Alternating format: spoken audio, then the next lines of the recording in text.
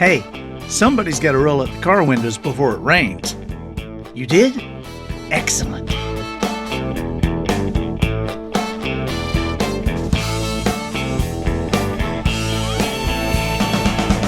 Good morning, afternoon, or evening. You are listening to the Professional Noticer. Wait a minute. You ain't heard nothing yet. Here, you and I will use common sense and all the wisdom we can muster to move beyond what is true and go all the way to the truth. Elementary, my dear Holmes.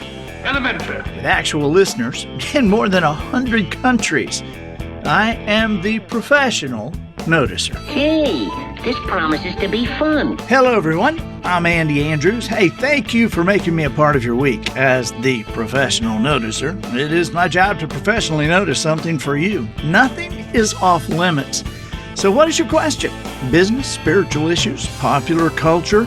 We even tackle the odd conundrum like, if you worked at a calendar factory, would you be fired for missing a day?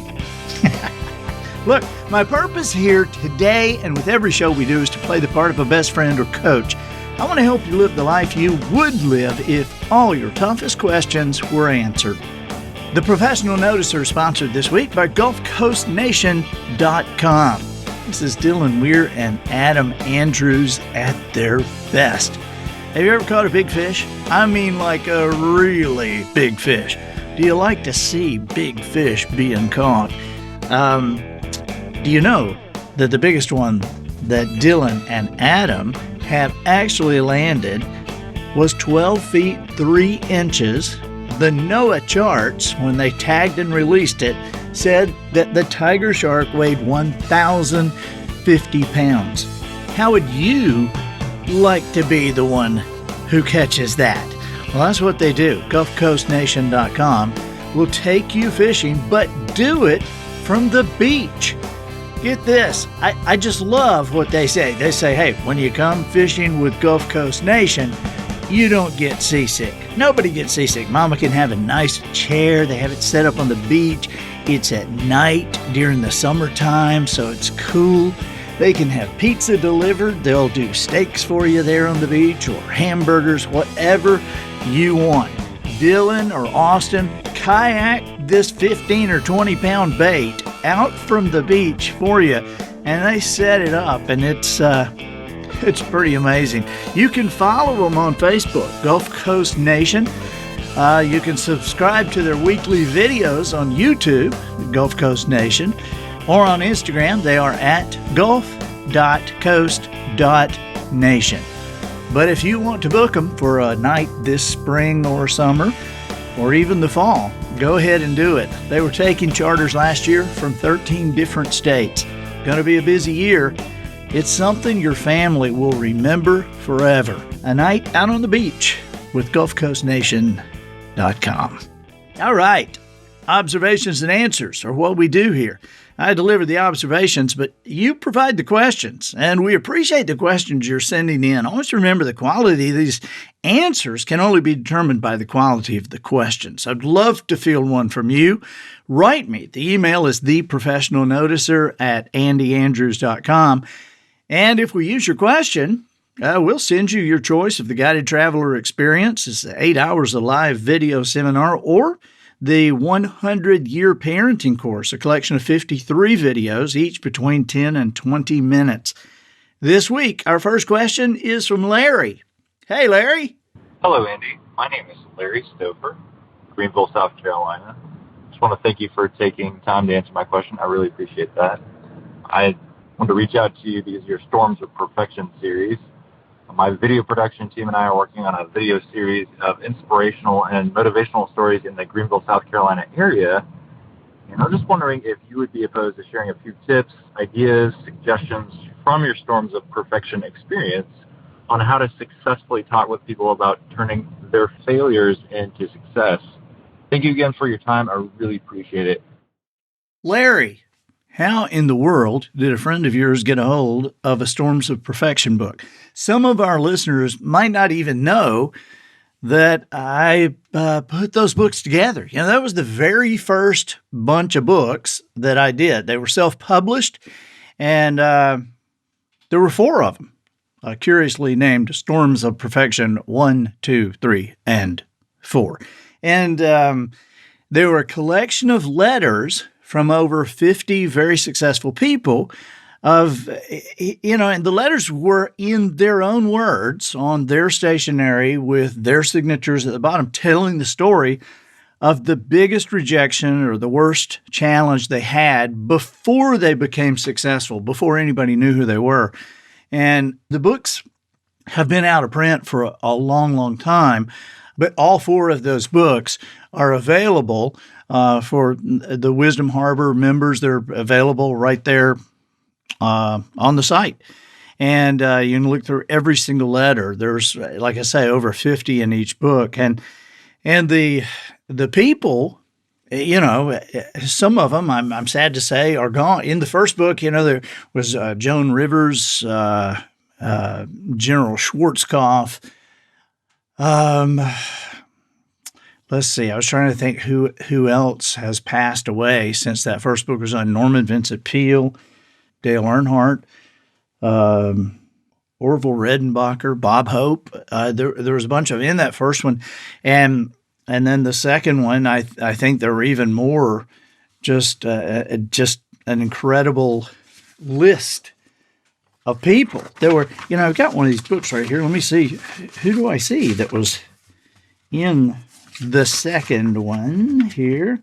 Because I do want to tell you something about this. I'm going to answer your question in an odd way here. Irma Bombeck, Robert Schuller, the Statler brothers, Bobby Bowden, Sugar Ray Leonard, Ronnie Millsap, John Sherholtz, Dr. Joyce Brothers. Remember Joyce Brothers? Sandy Patty, Johnny Rutherford, Tommy Smothers. There were just a ton of people in this. Elizabeth Taylor, Charlie Chase, Cleve McClary, Mary Kay Ash, Toxie Hayes, Mossy Oak founder, Joe Lake, the founder of Children's Miracle Network, just a ton of them, Vince Dooley. And so these letters, like I say, they're available on Wisdom Harbor, but they're all in their own words and their signatures at the bottom, their letterhead, but it's stories about the toughest times that they had. And so now, Larry, you're wanting me to tell you my experience. Now, what you say, here's what you say is, what's my experience? Give you a few tips on how to successfully talk with people about turning their failures into successes because you're doing videos. First of all, I think it's a great idea, and I think you ought to do it. And so you're doing this in your town there and doing video process on this. But I really think what you want to know, I think you already know how to talk to them. I think you're wanting to know how to get them to talk to you because that, my friend, that was a different thing. I really thought, now, this was years and years ago, but I really thought that it would be that everybody would want to talk about this. I thought, man, people will definitely want to participate. People, and so I had in my mind that I wanted to put out, I want to have a book with 52 letters in it. And so I decided that's what I was going to do, 52 letters. I'm telling you, I was turned down 52 times before I ever got the first letter. And I never will, I will always have this huge place in my heart for Jack Hanna. Remember Jack Hanna? You know Jack Hanna. He's on Letterman a lot and still on Good Morning America and does a lot of, he's the animal guy, Jungle Jack. And I will always have just this huge place in my heart for Jack. Not only is he a great guy, and not only does his AD make me look like I'm in slow motion, Jack sent me the first letter. I was just, oh my gosh. I mean, can you imagine? You're writing a letter, you're writing a book, you're putting together a book about rejection, and then you're rejected 52 times before you ever get the first letter. But the first one I got in was from Jack. And I remember thinking, okay, if I can get 1, I can get 5. And if I can get 5, I can get 52. And so it went on from there. But I do have to tell you, when I counted afterwards, I was turned down 600 and more than 600 times by more than 600 people to get the 52 letters that were, eventually went in the original book, Storms of Perfection. And you got to understand, when you're turned down 52 times at first for a book that you intend to have 52 letters in, those are the 52 people that you most thought would do it. Right? I mean, that's the first people I sent it to. Those are the people that I knew would do it. I remember how I felt, but I also remember how determined it made me, and how I began to shift and change what I was doing, right? Because, I will persist without exception. Sometimes people say, really, without exception? Well, look, that, if you're going to persist without exception to get inside the house and everything is locked, that doesn't mean that you start with the brick wall and you keep busting your head against the brick wall. I will persist without exception and just keep busting your head against the brick wall for years. I mean, move around, find another way in, right? I mean, it doesn't mean keep doing the same thing. You got to change, you got to shift. And so I began to really try to figure out, what it was that was in it for them. This was before I knew that I was ever going to, like 20 years later, write a book called The Little Things and put a chapter on change in there. But this was the beginning of my learning about what made people change.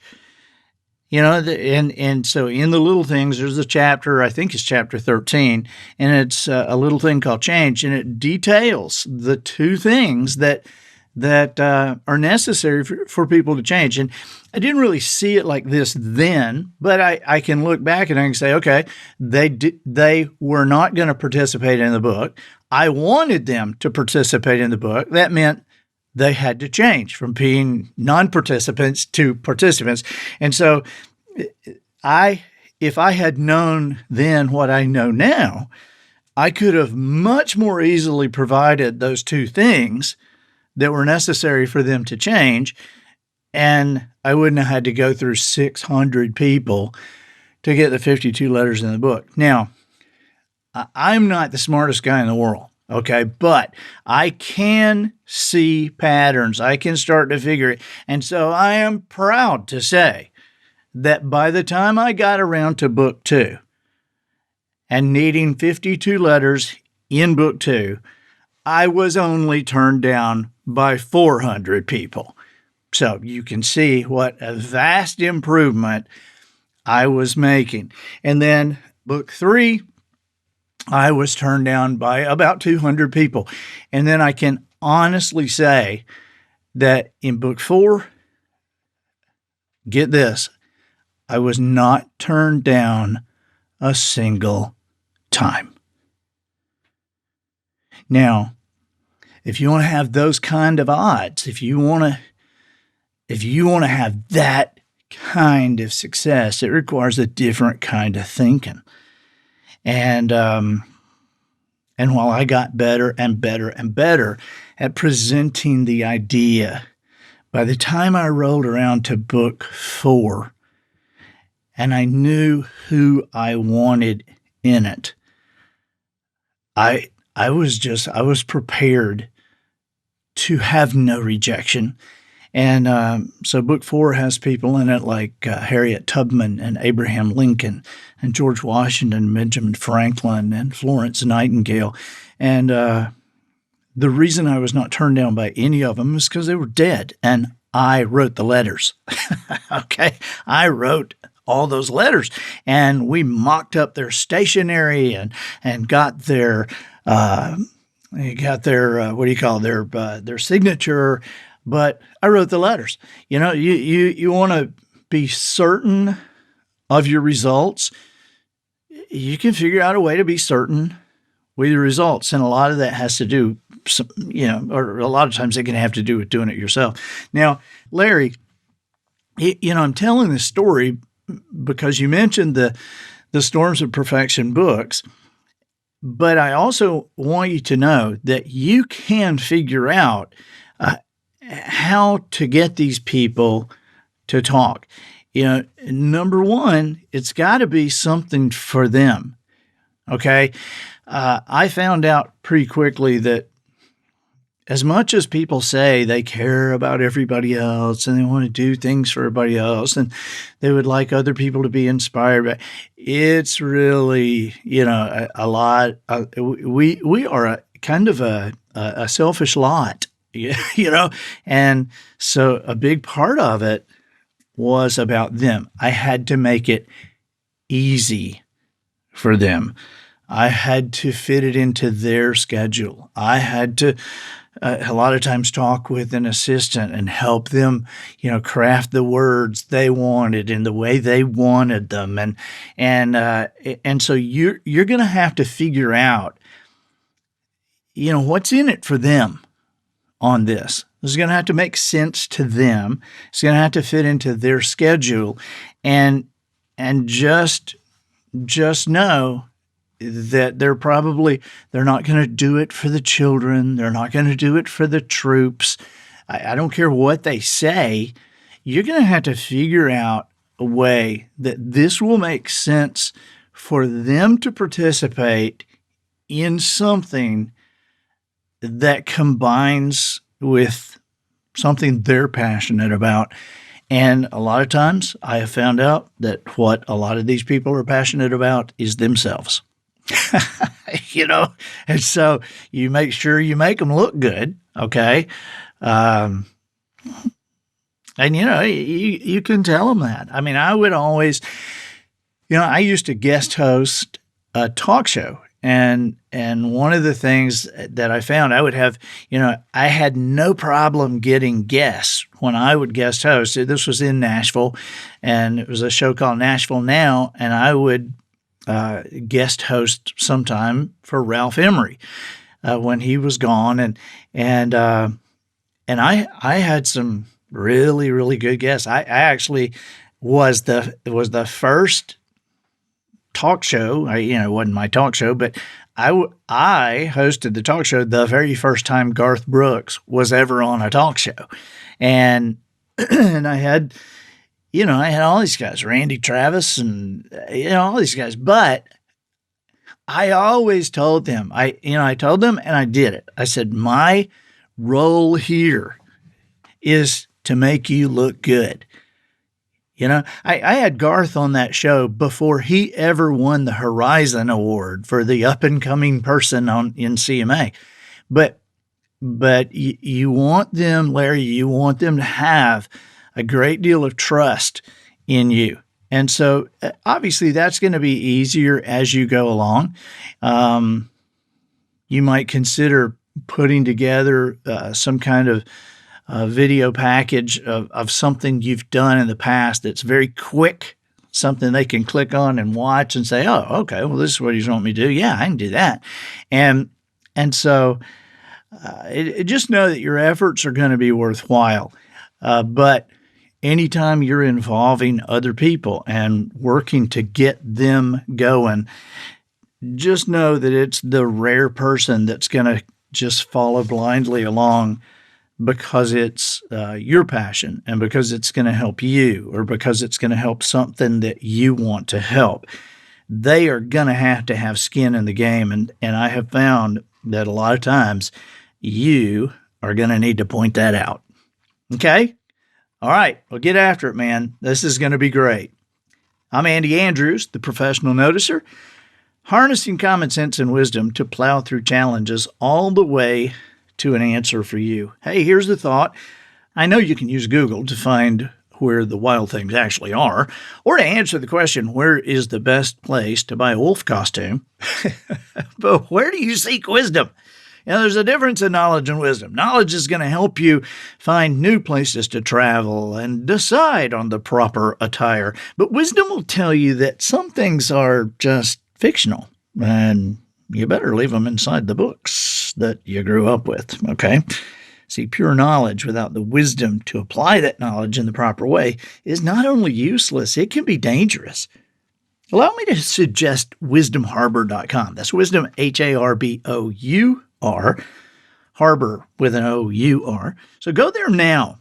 I think you'll recognize a friend of yours who will be there to greet you, and that friend, who looks a lot like me, is going to get you a free 5-minute guided tour of the place. And then become a member of Wisdom Harbor. It's only $17 a month. Think about the things that you spend $17 a month on. And this is going to be for your family, for your business, for your schools. Wisdomharbor.com. Hey, Matt, before we take our next question, I just happened to think of something about Larry's question. And it's a book that I always wanted to do, but I never did. And I think maybe I would have called it Storms of Perfection 4.5 or something like that. But as you know, because you have scanned the actual letters to put them on Wisdom Harbor. I mean, people can see every one of them. General Yeager talking about being captured in World War II and escaping through the mountains with the French Maquis. I mean, these are cool letters. But I've always wanted to kind of put together a book with some of the rejection letters that I got for the book. I'm telling you, some of them were just kind of odd. Okay. Because there were obviously some I didn't hear from, but then some I would get form letters.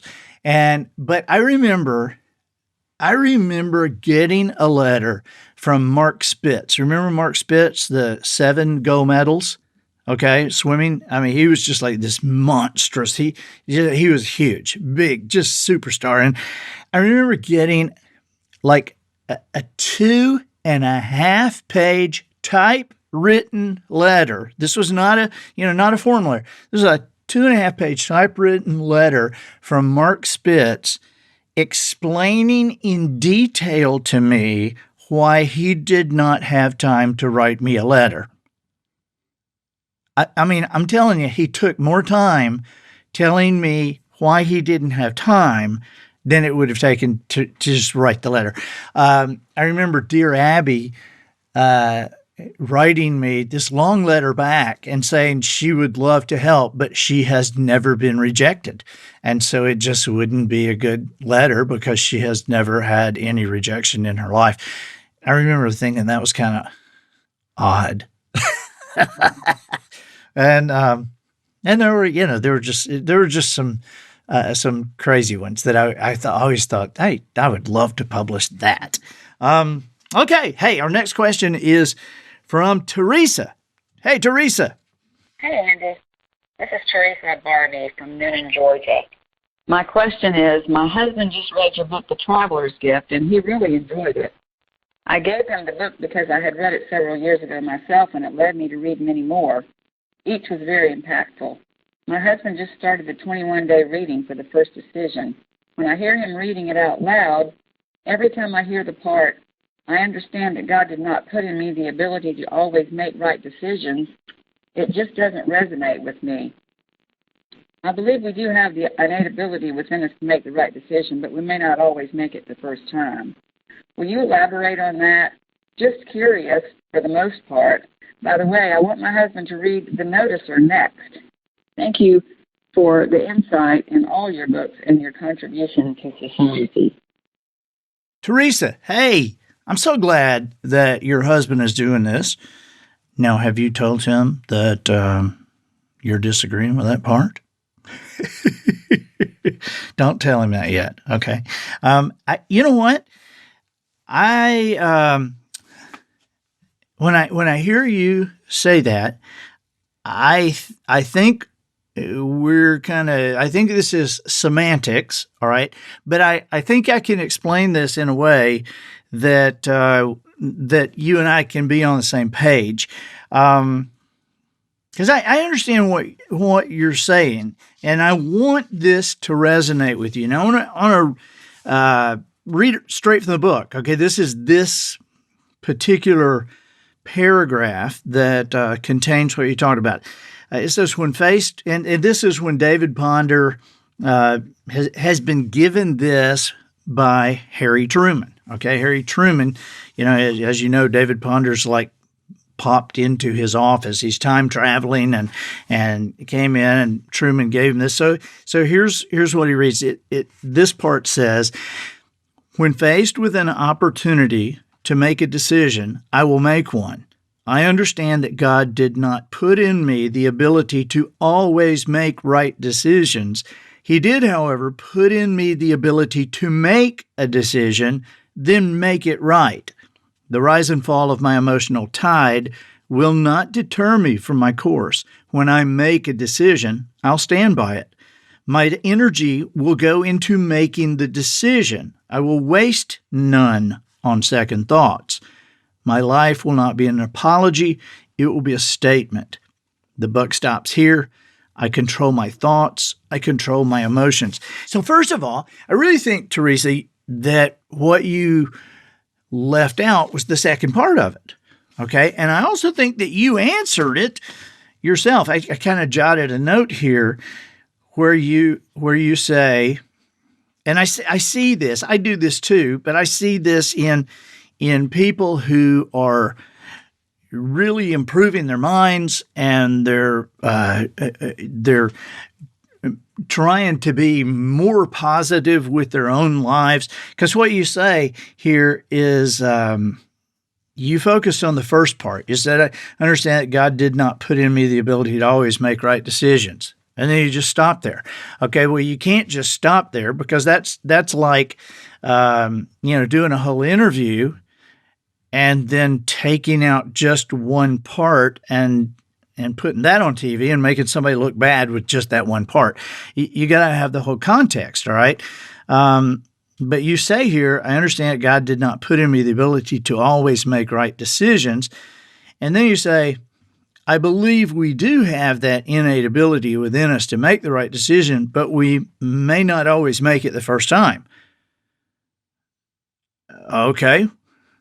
Well, if you didn't make it the first time, that means you have sometimes not made the right decision. The whole point of this is to have somebody not be so hung up on stopping everything until they can make a right decision, because unless you can tell the future, you couldn't possibly gather enough facts to make a right decision every time you make a decision. You just weren't created that way. Okay, but you have been created in such a way that you can gather enough facts to make a decision and then go about the business of making it right, of making it work, because it may not be the exact.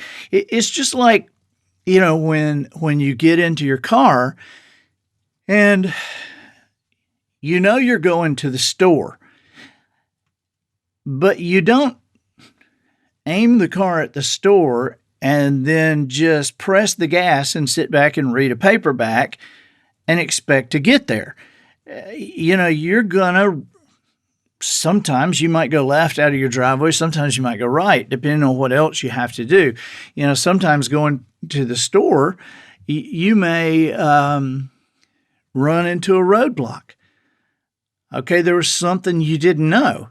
There was something there was a street out that you didn't know. Here you've been there so many times, but you still were in a situation that you didn't have all the information. You made a wrong decision.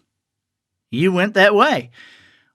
Well, I didn't say it's, your fault or it's horrible or anything like that, because it doesn't really matter, because you have the ability to reason. You have the ability to continue on toward the store, even though you have been detoured.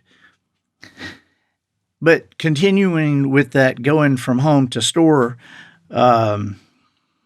metaphor, if you look at real life, what the traveler's gift in this particular place is talking about is there are tons of people that they'll get in the car at home and head to the store, and they hit a traffic jam or hit a bridge that's out, they hit a detour, and they literally go, well, I didn't know it was going to be like this. Well, nobody told me that this was happening. I don't know what to do. I guess I'll just have to stay here. Or nobody says, I'm never going to do this again. I'm never going to go to the store ever again. I'd have never gone to the store if I'd have known this. I mean, there are people who do that with their lives, right? That they'll be headed towards something. They want to accomplish something, but then there's a detour and they're shocked. And what this is saying is, don't be shocked. Be shocked if you get in the car and head right to the store and you hit all the lights and they're green. Then you can be shocked. But don't be shocked at a red light. Don't be shocked at a detour. Because unless you can tell the future, and the psychic network went out of business. You'd have thought they'd have seen that coming. But unless you can tell the future, you can't possibly make right decisions all the time. But you can make it, I guess I've already said this, but, what we're talking about is people who, they just won't make a decision. They won't go until they won't leave the house to go to the store until they know they're going to hit all green lights. Okay, well, how are you going to know that? How could you possibly know that? And so I guess you're just never going to leave the house. And some people, metaphorically, live their lives without ever leaving the house. Thanks so much, Teresa. And tell your husband I'm glad he's enjoying the book, okay? And I say, do. Have him read that noticer. He will like that. I'm the professional noticer.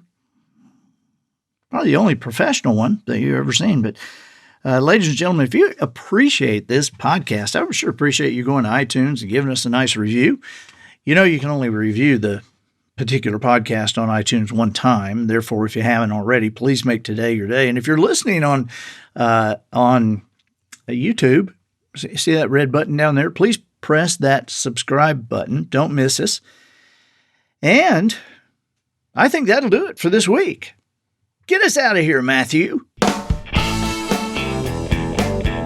So, ladies and gentlemen, and to the boys and girls who aspire to become ladies and gentlemen, we have reached the end of another episode of The Professional Noticer. In a world where common sense has become a superpower, I'm harnessing the mental energy I have for you, seeking wisdom, making observations, and endeavoring to answer tough questions in a way that will empower your family and your business. I'm Andy Andrews. Until next week, smile while you talk, shake hands with the kids you meet, and make sure you have an answer to the question, if a person suffered from amnesia and then was cured, would they remember that they forgot? And so until next week, goodbye.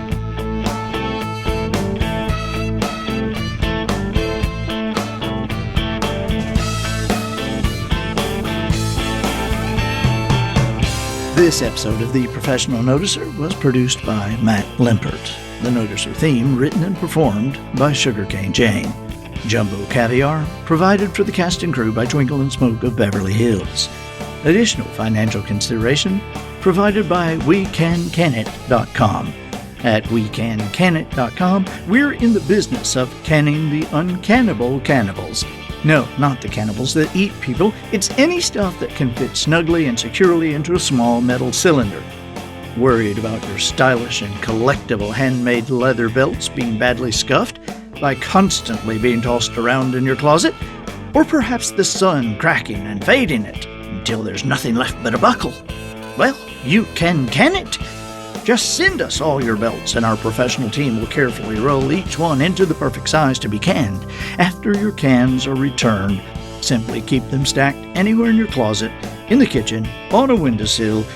But when you're ready to head out on the town, grab that can opener, open your belt can, and feel like you're wearing something brand new that evening.